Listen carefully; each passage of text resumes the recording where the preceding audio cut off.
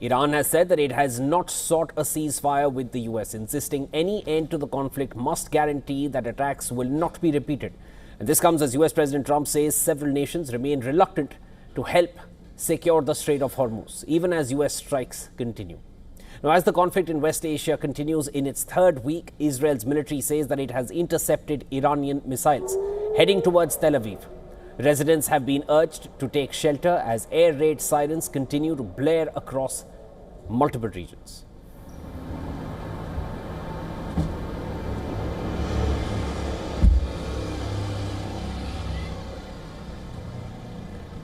Iran's retaliation follows US and Israeli strikes on military targets in Tehran. A new video showed the aftermath of a strike in the Shahrak-e-Garb district.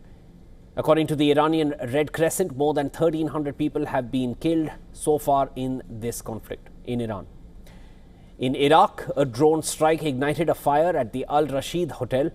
According to Iraq's Interior Ministry, no one was injured in this attack.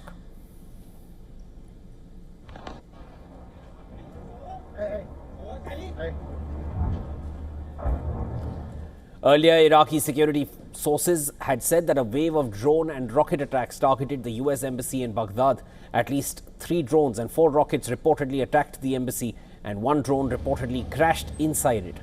According to reports, at least 4 people died in another missile strike on a house in Baghdad.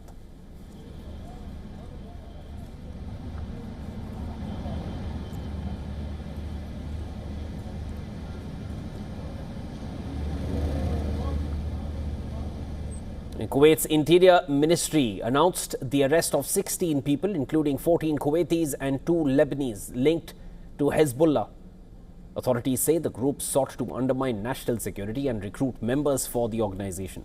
Weapons, camera, drones and Morse code devices, they were all seized during this operation. Meanwhile, Iran's Foreign Minister Abbas Araghchi has signaled a firm stance regarding the ongoing regional tensions. He said Iran is not actively pursuing a ceasefire with the US under current conditions. Let me reiterate that Iran has not signaled or requested a ceasefire. This conflict must end on the condition that it will never be repeated. When we say we do not want a ceasefire, it is not because we seek to continue the war. It is because this time the war must end in a way that the enemies never think of repeating the attacks. I believe they have learned a profound lesson and realized what kind of country they are facing. A country that will not hesitate to defend its own security and is prepared to continue the war at any cost. US President Trump has criticized what he called a lack of enthusiasm from global allies on efforts to unblock the Strait of Hormuz. Singling out UK Prime Minister Keir Starmer, Trump admitted that he is not happy with the UK's reluctance to get involved with the war in Iran. Earlier, the UK Prime Minister had maintained that Britain is working with the allies on a plan to keep the Strait of Hormuz open without being drawn into a wider war. Claiming US strikes have decimated Iran's military leadership, Trump warned that nations relying heavily on oil shipments through the Strait of Hormuz, such as China, Japan, South Korea, they should be the ones helping the US secure this vital waterway. He's always used that as an economic weapon, and it's not going to be able to be used very long. Numerous countries have told me they're on the way. Some are very enthusiastic about it, and some aren't. Some are countries that we've helped for many, many years.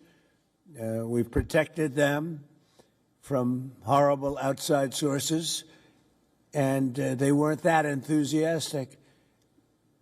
And the level of enthusiasm matters to me.